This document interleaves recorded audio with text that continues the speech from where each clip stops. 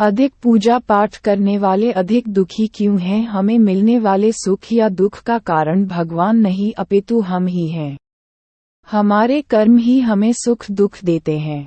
कर्म सकाम व निष्काम होते हैं। सकाम कर्म यानी ऐसे कर्म जिनके बदले में हम कुछ भौतिक सुख सुविधाएं चाहते हैं, ऐसे कर्मों का फल सुख दुख के रूप में मिलता है। निष्काम कर्म वह हैं जिनके बदले हम केवल भगवान को प्राप्त करना चाहते हैं। ऐसे कर्मों का फल भगवद प्राप्ति के रूप में मिलता है। अब बात आती है कि ज्यादा पूजा पाठ करने वाले ही दुखी क्यों रहते हैं। इसका सीधा सा उत्तर यह है कि ज्यादा पूजा पाठ करने वाला भक्ति के स्वरूप को नहीं समझने के कारण पूजा पाठ तो करता है, लेकिन वह अनजाने में सकाम पूजा ही करता है, जिसका फल उसे सुख दुख के रूप में ही मिलता है। ज्यादा पूजा पाठ करने वाला बेशक ज्यादा पूजा पाठ या भक्ति करता हुआ नजर आता है, लेकिन वह कर्मकांड को ठीक से नहीं करना जानता है। ऐसे में गलती पर गलती करता जाता है। बेशक वह कहता है कि वह कुआं खोदने की बात करता है, लेकिन असल में वह खाई ही खोद रहा होता है। वह ये तो कहता है कि वह बहुत सारी दुनिया भर की पूजा पाठ या मेहनत कर रहा है, लेकिन असल में तो वह अपनी मेहनत बेकार ही कर रहा होता है। बेशक ऐसा करने में उसका सारा परिश्रम निष्फल चला जाता है। तो एक बात तो ये हुई कि सकाम कर्मों का फल सुख या दुख के रूप में मिलता है।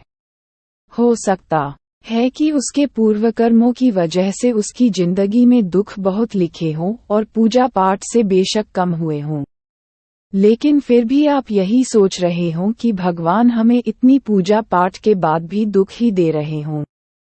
और दूसरी बात ये है कि आप गलत तरीके से या बिना विधि विधान के जाने ही पूजा पाठ कर रहे हों। आप बेशक अत्यधिक पूजा पाठ कर रहे हों, लेकिन उनका प्रभाव उल्टा या निष्फल हो रहा हो।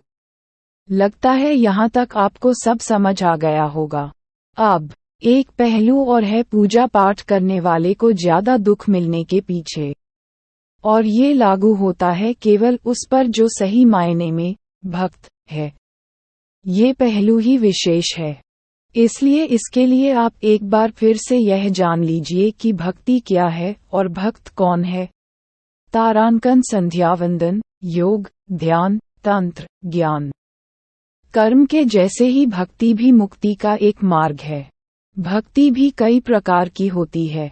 इसमें श्रवण, भजन, कीर्तन, नाम जप, स्मरण, मंत्र जप, पाद सेवन, अर्चन, वंदन, दास्य, सख्य, पूजा, आरती, प्रार्थना, सत्संग आदि शामिल हैं। इसे नवधा भक्ति कहते हैं। अब आपको बताता हूँ भगवद गीता में उल्लेखित 4 तरह के भक्तों के बारे में। पहले नवधा भक्ति क्या है ये पढ़ते हैं और इसे शॉर्टकट में समझते हैं। श्रवण, कीर्तन, विष्णु स्मरण, पादसेवनम, अर्चन, वंदना, दास्यम, सख्यमाम, निवेदनम। 1 श्रवण, 2 कीर्तन, 3 स्मरण, 4 पाद सेवन, 5 अर्चन, 6 वंदन, 7 दास्य, 8 सख्य और 9 आत्मनिवेदन। अब बात करते हैं 4 प्रकार के भक्तों के बारे में। गीता में भगवान श्री कृष्ण कहते हैं चतुर्विधा भजन्ते मां जना, सुकृतिनोर्जुन, आर्तो जिज्ञासूर्थार्थी, ज्ञानी च भरतर्षभ। 7 16 अर्थात हे अर्जुन, आर्त, जिज्ञासु, अर्थार्थी और ज्ञानी, ये 4 प्रकार के भक्त मेरा भजन किया करते हैं।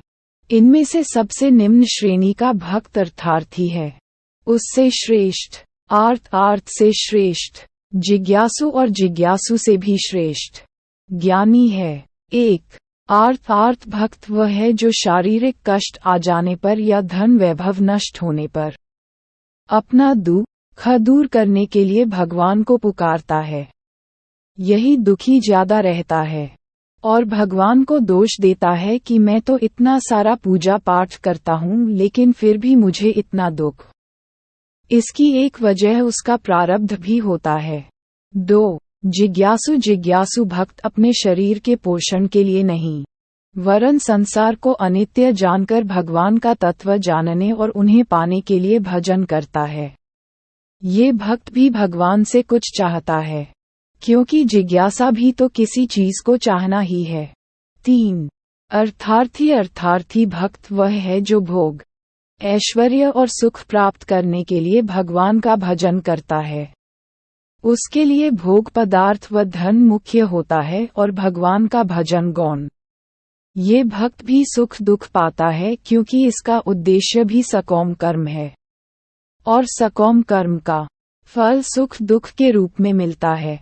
बेशक आपके द्वारा की गई भक्ति का फल अवश्य मिलता है, भी इतने दुखी क्यों हैं? एक बात और भी है, कई बार भक्त पर भगवान की विशेष कृपा होती है, जिसके फलस्वरूप भगवान प्रयास करते हैं कि आपके प्रारब्ध का फल इसी जन्म में या एक ही बार में कट जाए। ऐसे में वे आपसे ज्यादा पूजा पाठ भी करवा सकते हैं, क्योंकि फल तो कर्म करने से ही मिलेगा। ऐसे में आपको इसे दूसरे दृष्टिकोण से समझना होगा। इसे आप भगवान की कृपा ही समझिए। कई बार जीवन के अंत में या मृत्यु के समय आपको भगवान अत्यधिक कष्ट भी दे सकते हैं। असल में वो कष्ट तो आपके कर्मों के ही होते हैं, लेकिन उन कष्टों को भगवान इस तरह से व्यवस्थित कर देते हैं कि अंत समय कष्टों की वजह से केवल भगवान का नाम ही याद रहे, न कि किसी सगे संबंधी या भौतिक विषय वस्तु का। और मृत्यु के समय हमारा जो भाव होता है हम उसी को प्राप्त करते हैं। ऐसे में भगवान की याद बनी रहने से ईश्वर आपके लिए भगवत धाम का रास्ता खोल देते हैं। तो ऐसे में यह न कहे कि भगवान ने उन्हें इतने कष्ट दिए, वो तो इतना पूजा पाठ करते थे।